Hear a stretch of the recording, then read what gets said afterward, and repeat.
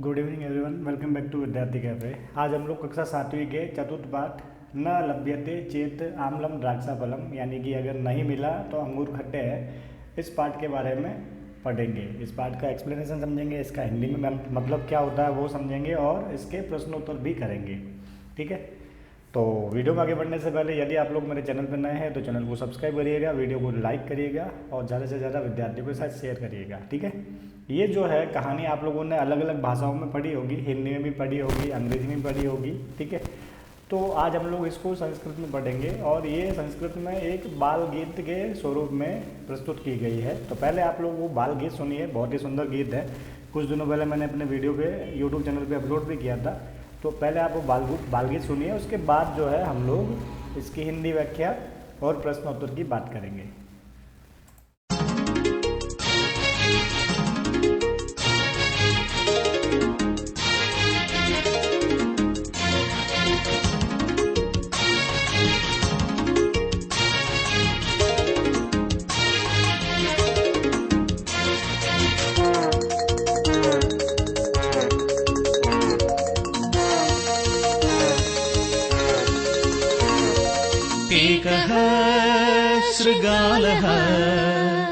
एकः शृगालः वनं गच्छति। एकः शृगालः वनं गच्छति। पिपासात् तस्य बुभुक्षा, पिपासया बुभुक्षया वनं गच्छति, सः वनं गच्छति।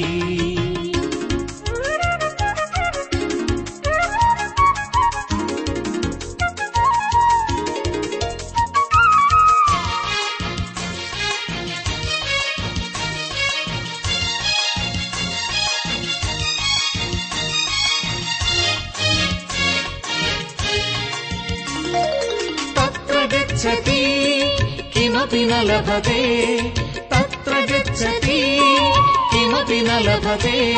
इतोऽपि गच्छति किमपि न लभते, इतोऽपि गच्छति किमपि न लभते।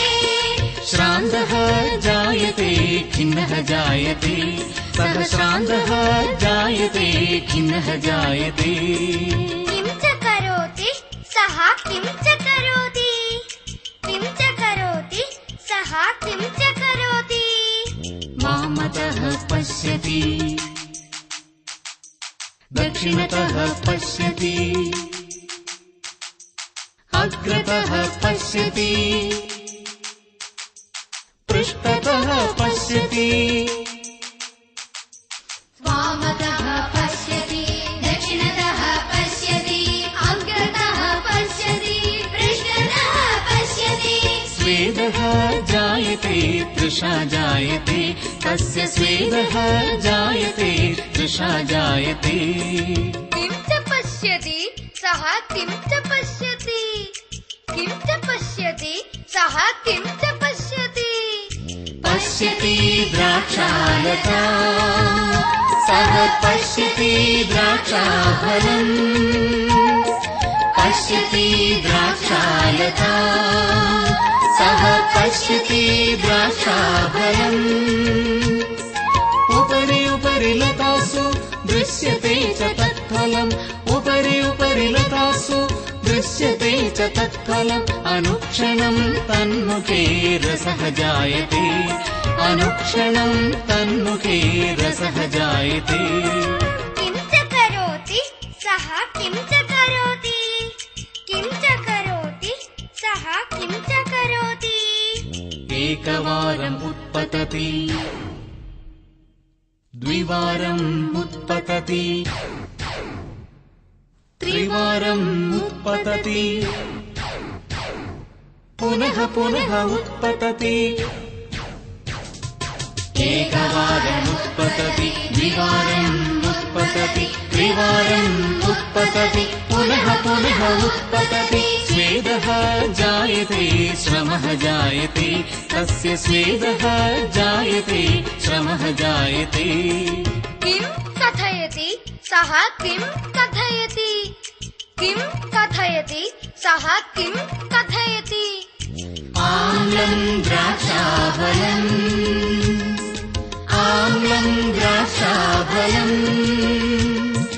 आम्लं द्राक्षाफलम् आम्लं द्राक्षाफलम्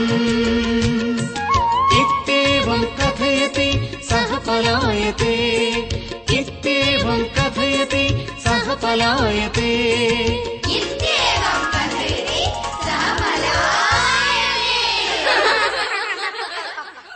तो आशा करता हूँ कि आप लोगों को मज़ा आया होगा, अच्छा लगा होगा। अब हम लोग इस कहानी के यानी जो बाल गीत के रूप में प्रस्तुत की गई है इसके हिंदी अनुवाद और प्रश्न उत्तरों की बात भी करें। थोड़ा फटाफट चलेंगे क्योंकि बहुत ही ईजी लैंग्वेज में आप लोगों को आराम से समझ में आ गई होगी और कई बार आप लोगों ने पढ़ भी रखी है।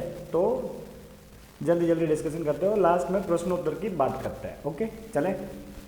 ओके तो देखो ये तो पार्ट में इंट्रोडक्शन दे रखा, परिचय दे रखा, टीचर बच्चों को पढ़ा रहा है ना। क्या बोल रहा है बच्चों को? प्रिय छात्रा एतत् चित्रम पश्यन्तु, मतलब यह चित्र देखो। देखो हाथ में चित्र दिखा रहे हैं ना। चित्रे किम किम अस्ति, मतलब चित्र में क्या क्या है। तो एक बच्चा बोला महोदय चित्रे वृक्षः अस्ति, है ना कि महोदय श्रीमान चित्र में वृक्ष है। दूसरा बच्चा क्या बोल रही बच्ची? महोदय श्रृंगालः अस्ति द्राक्षाफलानि अपि सन्ति। श्रृंगाल मतलब सियार, है ना, यानी कि लोमड़ी। तो बच्ची बोल रही है कि महोदय मतलब लोमड़ी है, सियार है। द्राक्षाफलानि अपि सन्ति, अंगूर के फल भी है, अंगूर भी है कहने का मतलब। ओके फिर देखो आगे क्या कह रहा है? बहु सम्यक यानी कि बहुत अच्छे। श्रृंगालः किम करोति, तो बच्चा उत्तर दे रहा है यानी श्रृंगालः किम करोति यानी कि भाई लोमड़ी यानी कि सियार क्या कर रहा है। आचार्य बोल रहे हैं उनके, बच्चा बोल रहा सॉरी, आचार्य श्रृंगालः द्राक्षाफलानि खादितुम् इच्छति किंतु न शक्नोति। बच्चा बोल रहा है कि हे महोदय जो सियार है, लोमड़ी जो है, द्राक्षाफल यानी कि अंगूर खादितुम् इच्छति खाना चाहती है किंतु न शक्नोति लेकिन नहीं खा पाती है ना, नहीं कर सकती है कहने का मतलब। अहो भवन्तः कथम जानन्ति, अब आचार्य यानी कि शिक्षक पूछ रहे हैं कि अरे आप कैसे जानते हैं? महोदय वयम एतां कथां मातृभाषाया श्रुतवन्तः, बच्ची बता रही है कि हे महोदय हमने ये कथा मातृभाषा में सुनी है ना। बहु समीचीनम बहुत अच्छे। तरही संस्कृत भाषायाम एतां कथां गीत रूपेण गायाम अभिनयम च कुर्मः। बहु समीचीनम का मतलब बहुत अच्छे। तरही तो फिर संस्कृत भाषायाम यानी कि संस्कृत भाषा में एतां कथां यह कथा गीत रूपेण गायामः गीत के रूप में गाते हैं। अभिनयम च कुर्मः और अभिनय करते हैं। अस्तु आचार्य अस्तु ठीक है, कृपया पाठयतु कृपया करके पढ़ाइए। अब यहाँ से आपका ये कहानी शुरू हो रही है। एक श्रृंगालः है ना, वो तो समझ गए होंगे, एक सियार एक लोमड़ी है ना।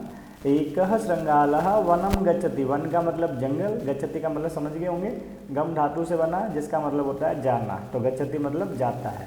तो एक श्रृंगालः वनम गच्छति, एक सियार जंगल में जाता है।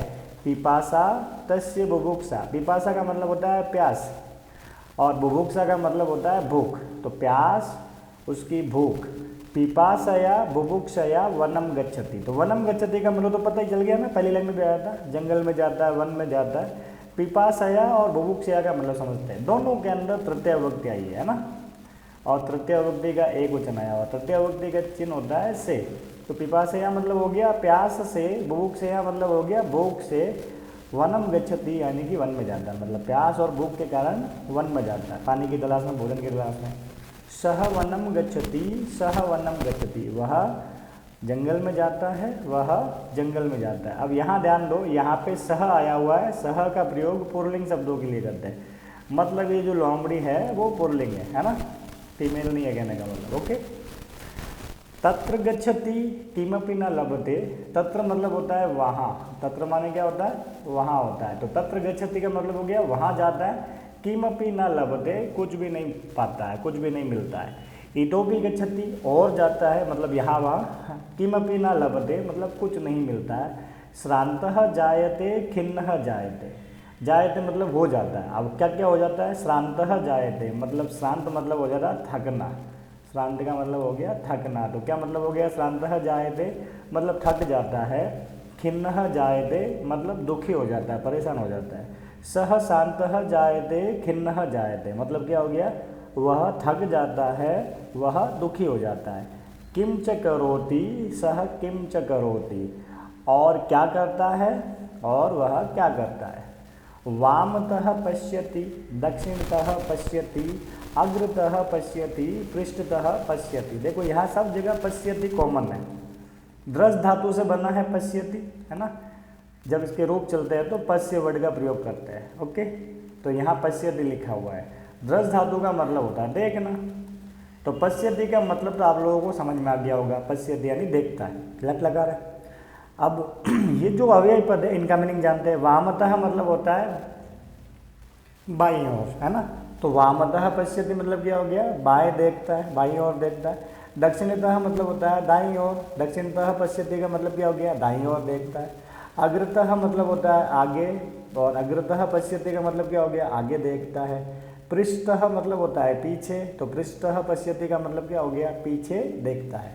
फिर देखो क्या कह रहा है, स्वेदः जायते तृषा जायते। अब जायते का मतलब अभी बताया था यहाँ पे, है ना, तो जायते यानी हो जाता है, तो स्वेद का मतलब होता है पसीना, ठीक है, पसीना हो जाता है। तृषा मतलब प्यास, तृषा जायते मतलब प्यासा हो जाता है, मतलब वो इतना घूम रहा है ना, भोजन और पानी की तलाश में, तो पसीना पसीना हो जाता है और प्यासा हो जाता है, और प्यास लगती है कहने का मतलब। किम च पश्यति सह किम च पश्यति, किम च पश्यति सह किम च पश्यति, क्या मतलब हो गया, और क्या देखता है, और वह क्या देखता है। सेम लाइन रिपीटेड है ना, और क्या देखता है और वह क्या देखता है। आगे चलते हैं, देखो क्या लिखा हुआ है, पश्यति द्राक्षालताम, मतलब वह देखता है क्या, द्राक्षालताम यानी कि अंगूर की बेल, तो उसको अंगूर की बेल दिखाई देती है ना, लता मतलब बेल होता है, और द्राक्षालता मतलब अंगूर की बेल। सह पश्यति द्राक्षाफलम, और वह द्राक्षाफल भी देखता है, द्राक्षाफल मतलब अंगूर, अंगूर भी देखता है। ऊपरी ऊपरी लतासु दृश्यते च तत्फलम, ऊपरी ऊपरी का मतलब होता है ऊपर, लतासु यानी लताओं पर यानी कि बेल पर, दृश्यते यानी कि देखता है, देखता है, च तत्फलम वह फल, है ना, वह फल मतलब अंगूर देखता है। अनुक्षणम तन्मुखे रसः जायते, अब जायते का मतलब तो पता है ना, हो जाता है, आ जाता है ना। अब यहाँ मीनिंग क्या हो गया, अनुक्षणम तन्मुखे रसः जायते, रसः मतलब पानी आ जाना एक तरह से, उसी क्षण उसके मुख में पानी आ जाता है।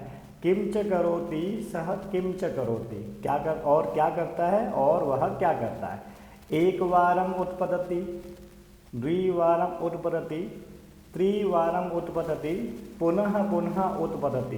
देखो यहाँ सब जगह उत्पतति कॉमन आया हुआ है ना, उत्पतति मतलब होता है कूदता है, तो एक वारम कूदती मतलब क्या हो गया, एक बार कूदता है। द्विवारम उत्पतति मतलब क्या हो गया, दो बार कूदता है। त्रिवारम उत्पतति मतलब क्या हो गया, तीन बार कूदता है। पुनः पुनः उत्पतति मतलब क्या हो गया, बार बार कूदता है।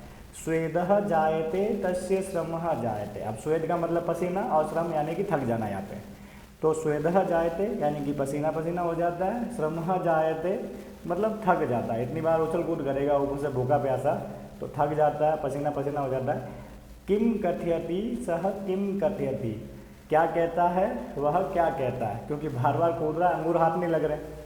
आम्लम द्राक्षाफलम, आम्लम द्राक्षाफलम, कहता है द्राक्षाफल यानी कि अंगूर खट्टे हैं, आम्ल मतलब खट्टा, आम्ल मतलब क्या हो गया, खट्टा, कि अंगूर खट्टे हैं, अंगूर खट्टे हैं। इति एव कथयति सह पलायते, इति एव कथयति सह पलायते, इस प्रकार कहता हुआ वह पलायन कर जाता है, चला जाता है कहने का मतलब।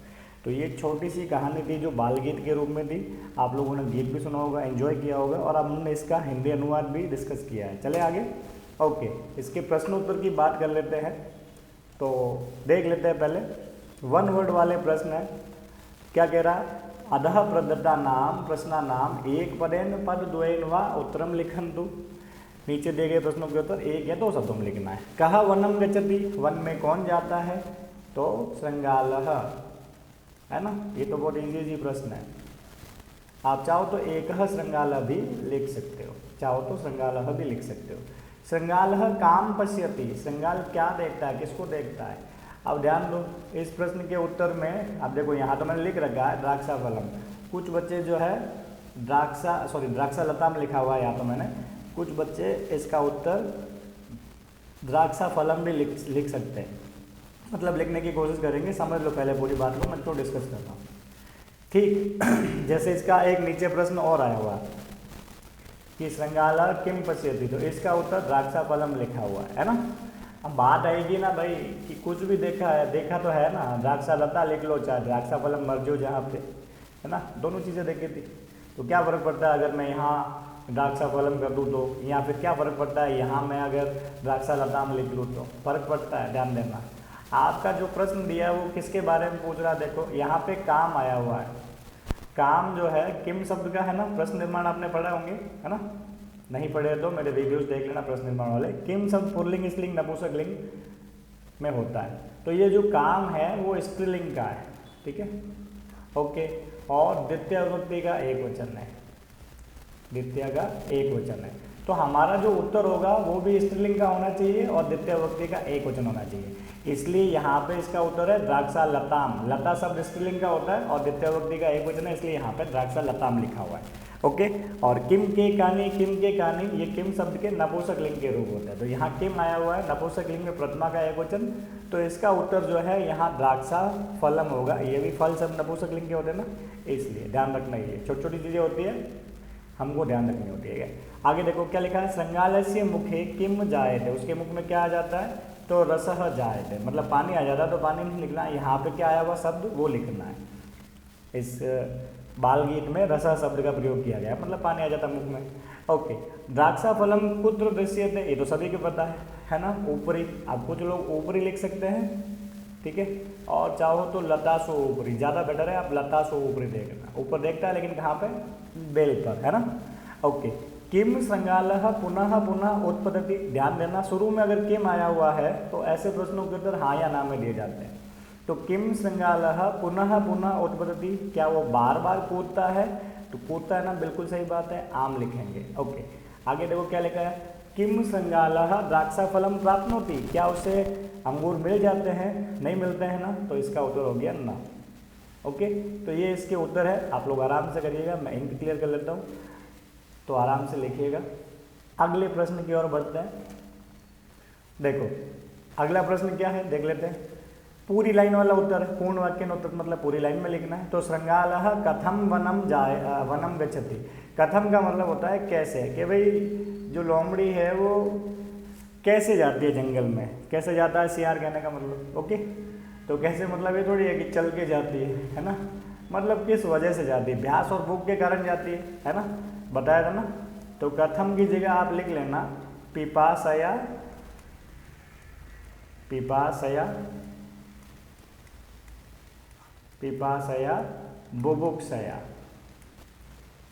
पिपासया बुभुक्षया। कथम की जगह लिखना तो पूरा उत्तर क्या हो जाएगा, श्रृंगालः पिपासया बुभुक्षया वनम गच्छति, ठीक है। ऐसे मैंने यहाँ लिख भी रखा है, मैं तो समझा रहा हूँ, केवल कथम की जगह जो मैन उत्तर है वो लिखना होता, ताकि आप लाइन ढूंढे ना, पढ़ के उत्तर देंगे तो आसानी रहेगी, ओके। आगे देखो क्या कह रहा है, वनम गत्वा श्रृंगालस्य किम जायते, वन में जाकर क्या होता है, उसको क्या हो जाता है, बताया था ना, कि वो थक जाता है ना, और परेशान हो जाता है। तो ये देखो लिखा हुआ वनम गत्वा श्रृंगालः श्रान्तः जायते खिन्नः जायते, ओके। आगे देखो क्या लिखा हुआ, श्रृंगालः द्राक्षा फलम कुत्र पश्यति, तो बताया था इससे पहले वाला कि भाई लतासु ऊपरी, बताया था ना, इससे पहले वन वर्ड में था, पूरी लाइन में।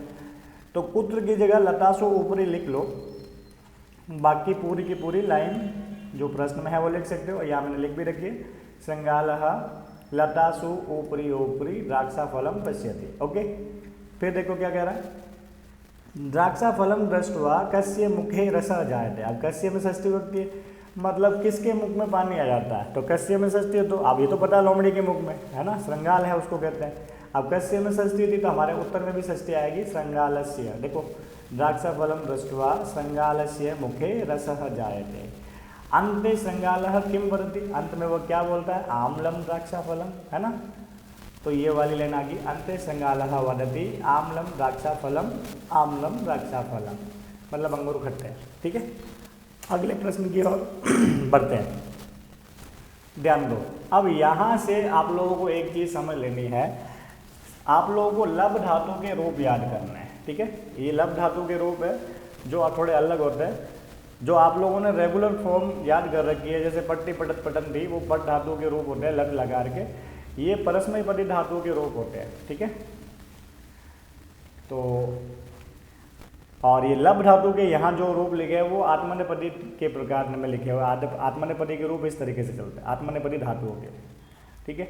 आप बात को समझ लो, ज़्यादा डीप नहीं जाना आप लोगों को, करना क्या वो समझ लो कि कुछ धातुओं के रूप थोड़े अलग चलते हैं। तो ये लब धातु के लट लकार के रूप दिए हुए हैं, लब धातु लट लकार, ठीक है, लट लकार। तो आप लोगों को जो अलग चलते हैं ना, ऐसी आत्मनेपदी धातु है, उनके रूप याद करने। तो आप लोगों को सब तो याद करने की जरूरत नहीं, जैसे पट धातु का याद किया तो बाकी लिख वगैरह के सबके याद हो गए। तो इस पार्ट में कुछ आत्मनेपदी धातु का प्रयोग हो रखा है, तो उनके रूप आपको याद होने चाहिए। तो सब याद करने की जरूरत नहीं है, आप लब धातु का याद कर लो, बाकी सब अपने आप हो जाएंगे। जैसे लभते लभेते लभनते, लब से लभेते लभद्वे, लभे लभा वहे लभामहे, है ना। मतलब क्या हो गया, लब धातु के पीछे ते लगाया तो लभते प्रथम पुरुष का एक वचन, लब धातु में एक ही मात्रा और ते लगाया, लभेते बन गया द्विवचन बन गया, लभनते लास्ट में आधा ना और ते लगाया प्रथम पुरुष का बहुवचन बन गया। इसी प्रकार के बाकी सब बनेंगे, ठीक। तो अब इसकी तरह बाकी बनाना सीखते हैं। तो ये सवाल नंबर 4 यही बोल रहा है कि ये जो मंजूषा दी हुई है इसके अनुसार नीचे वाले क्रियापद बनाने हैं। और ये ही नहीं, आगे सारे के सारे सवाल इसी तालिका के ऊपर आधारित होंगे। अब इससे अच्छा है ना कि आप डायरेक्टली ये तालिका याद कर लो, ताकि एग्जाम में आपको प्रॉब्लम ना आए, ओके। जैसे वंदते लिखा हुआ है, अब वंद धातु के पीछे ते लगाया, प्रथम पुरुष का एक वचन है, तो द्विवचन और बहुवचन आपको बनाना है, ठीक। तो लभते वंदते, लभेते वंदेते, है ना, एक ही मात्रा लगे थी लास्ट वाले वर्ण के ऊपर, वंदेते। और लब का हो गया लबनते बहुवचन में, तो वंद का क्या हो जाएगा वंदनते, आधा न होते ऐड किया वंदनते, ओके। अब देखो यहाँ मध्यम पुरुष दे दिया वंदे थे, तो एक की मात्रा और थे लगाया, लब का लबे थे, और यह वंदे थे दिया हुआ, मतलब क्या हो गया मध्यम पुरुष का बहुवचन बनना है और मध्यम पुरुष का एक वचन। तो एक वचन में क्या करते हैं से लगाते हैं, तो क्या बन गया वंद से, और बहुवचन में क्या था लभद्वे था, तो वंदत्वे। बात समझ रहे हो। तो ये एक याद कर लो, सिंपल सी बात है, बाकी सारे अपने आप हो जाएंगे। अब यहाँ देखो वंदा महे, उत्तम पुरुष का बहुवचन दिया है, मतलब एक वचन और द्विवचन आपको बनाना है। तो लभे था, मतलब लब धातु में एक की मात्रा लगा ली, तो वंद का क्या हो जाएगा वंदे। लभा वहे वंदा वहे, ठीक है। और लभा महे वंदा महे ऑलरेडी लिखा हुआ है। तो इसी तरीके से आपको बाकी वाले भी बनाने हैं, ठीक। अच्छा होगा कि आप लोग ये वाली याद कर लें, लब धातु के याद कर लें अच्छे से। क्लियर होगी बात, ओके। ये इसके उत्तर है, बाकी आप लोग खुद बनाएंगे। मैं चाहूँगा कि आप लोग पहले लब धातु याद करके फिर बनाएं। समझ गए मेरी बात को। आगे चलते हैं। अब देखो ये वाला सवाल भी बहुत ईजी, अब जिस बच्चे को लब धातु याद है वो आराम से बनाएगा। अब ध्यान देना, करना क्या है इसमें, ठीक, दो चीज़ें करनी है आपको। जो दिया हुआ है उसको देखना है, यहाँ कंपते का बताया हुआ है, मैं आगे एक दो का और बता दूंगा। दिया हुआ में क्या देखना है, ये तो पता है सारे के सारे एक वचन है, तो हमको ये पता है कि सभी एक वचन के, तो वचन और पुरुष देखने होते हैं। तो वचन तो ऑलरेडी दे रखा है ना, एक वचन सभी के दिए हुए हैं, यहाँ आपको द्विवचन और बहुवचन करना है, ठीक, ओके। दूसरी चीज़ क्या देखनी है, पुरुष देखना है। क्यों देखेंगे पुरुष, तो ये तो पता है ना सब एक वचन में दिए थे, एक वचन है, तो जिस पुरुष का एक वचन है उसी का द्विवचन और बहुवचन करना है। जैसे ये कंपत है, प्रथम पुरुष का एक वचन था, तो प्रथम पुरुष के द्विवचन और प्रथम पुरुष के बहुवचन के हिसाब से यहाँ लिखा है। आप देखो ये वर्तते है, वर्तते नहीं सॉरी वर्धते, वर्धते में देखो वर्ध धातु है और ते लगा के, मतलब प्रथम पुरुष का एक वचन हुआ, तो प्रथम पुरुष का द्विवचन और बहुवचन लिखना है, ठीक है। तो लब का होता है लभते लभेते लभनते, तो वर्धते वर्धेते वर्धनते। क्लियर होगी बात मेरी। अब दूसरी बात करते हैं, देखो ये लिखा हुआ है वर्त से, वर्त से जो है मध्यम पुरुष का एक वचन है, तो मतलब क्या हो गया, हमको मध्यम पुरुष के द्विवचन और बहुवचन करने हैं। समझ गए मेरी बात। तो इसका क्या हो जाएगा वर्त थे, है ना। अब ध्यान दो, पीछे चल लेते एक बार चेक कर लेते, ये थे है ना, लभे थे, लब से लभे थे लभद्वे। तो आप देखो ये से आया हुआ है मध्यम पुरुष का एक वचन, ठीक। तो लब का लब से लभे थे लभद्वे था, है ना। तो इसका क्या हो जाएगा, वर्त से वर्ते थे और वर्तध्वे। क्यों किया, क्योंकि हमने एक वचन देखा, ये मध्यम पुरुष का था, तो मध्यम का द्विवचन, मध्यम का बहुवचन। क्लियर हो गई बात। अब प्रकाशते फिर से जो है प्रथम पुरुष का एक वचन है, तो लभते लभेते लभनते, तो प्रकाशते प्रकाशेते प्रकाशनते। आगे आपको उत्तर दिखा दूंगा और मैं, लेकिन अभी आप समझो, मेरे कहने का मतलब समझ रहे हो ना। वो लब धातु वाली टेबल जिस बच्चे ने याद कर ली वो सारे कर पाएगा। अब यहाँ देखो वंदे जो है ना, उत्तम पुरुष का एक वचन है ना, उत्तम पुरुष के एक वचन में वंदे होगा। जैसे लब का लभे था, वंद का वंदे था। तो द्विवचन लब का क्या होता है, जैसे लभे लभा वहे लभा महे, तो वंदे वंदा वहे वंदा महे। समझ गए बात मेरी। तो इस तरीके से करना था आपको। एक वचन तो दिया हुआ है, लेकिन आपको पहचानना है कौन से पुरुष का है, उसी पुरुष के द्विवचन और बहुवचन लिखना है। चले आगे। ओके, ये इसके उत्तर है। अगले प्रश्न की ओर बढ़ते हैं। आप लोग करिएगा आराम से, लेकिन बढ़िया रहेगा कि आप लोग याद करके करें। ठीक है, समझ में आगे याद करना क्यों जरूरी, लब धातु को। सारे प्रश्न उसी के ऊपर आधारित है। अब यहाँ देखो, ये भी बहुत ईजी है। इसमें आपको सब जगह कर्ता दिए हुए, तो कर्ता और क्रिया का कॉम्बिनेशन होता है ना। कर्ता प्लस क्रिया का कॉम्बिनेशन क्या होता है कि भाई कर्ता और क्रिया के पुरुष और वचन सेम होने चाहिए। ठीक है। अब यहाँ इस प्रश्न में थोड़ी प्रॉब्लम मैं आपको एकदम इजीली बता देता हूँ कि भाई आपको आगे दिक्कत ना हो। इस साइड में जितने भी दे रखे हैं कर्ता, सारे के सारे प्रथम पुरुष के हैं और एक वचन के हैं, और इस साइड में जितने भी कर्ता है वो सारे के सारे प्रथम पुरुष के और बहुवचन के। तो हमको इस साइड में कर्ता प्रथम पुरुष का एक वचन है, तो क्रिया भी प्रथम पुरुष के एक वचन में रहेगी, और यहाँ कर्ता जो है प्रथम पुरुष का बहुवचन है, तो क्रिया भी बहुवचन में होगी। ठीक, मुझे कैसे पता चला कि सारे प्रथम पुरुष के, तो हमको कर्ता की टेबल याद करनी है। आप लोगों ने की है तो बेसिक वाले वीडियोस में देख सकते हैं। कर्ता की टेबल होती है सहतौते, सातेता, तत्तेतानि, ये प्रथम पुरुष के कर्ता पुल्लिंग स्त्रीलिंग नपुंसक लिंग में। त्वम युवाम योयम मध्यम पुरुष के कर्ता होते हैं, अहम अवाम वयम उत्तम पुरुष के कर्ता होते हैं। इसके अलावा जितने भी सारे कर्ता है वो सारे प्रथम पुरुष के होते हैं। तो यहाँ पे ये सारे कर्ता उस टेबल में हमको कहीं नहीं दिखते, तो सारे प्रथम पुरुष के। क्लियर हो गई बात। तो इधर वाले सारे प्रथम पुरुष के एक वचन के और इधर वाले प्रथम पुरुष के बहुवचन के। तो ब्रैकेट में जो क्रिया दी है ना वो लगानी है। तो कर्ता प्रथम पुरुष का एक वचन है, तो क्रिया भी प्रथम पुरुष के एक वचन की। देखो शत्रुः पलायते, या कर्ता प्रथम पुरुष का बहुवचन है, तो क्रिया भी बहुवचन की लगा दी। चोराः पलायन्ते। अब करके देख लेते एक बार। जैसे वृक्षः, ये तो हमको पता है एक वचन का वृक्षः, और कौन सा एक वचन है, प्रथम पुरुष का, है ना। वर्ध धातु का प्रथम पुरुष का एक वचन क्या हो गया, वर्धते। ओके, बालाः बहुवचन का है, और कौन से पुरुष का है, प्रथम पुरुष के बहुवचन का है, तो क्या हो जाएगा, बालाः प्रथम पुरुष का बहुवचन। लब धातु याद करना आपको, जैसे लब का लभते, लभेते, लभनते होता है, तो वर्धते, वर्धेते, बहुवचन में क्या हो जाएगा, वर्धनते। बात समझ में आ रही है, काम बहुत इजी है।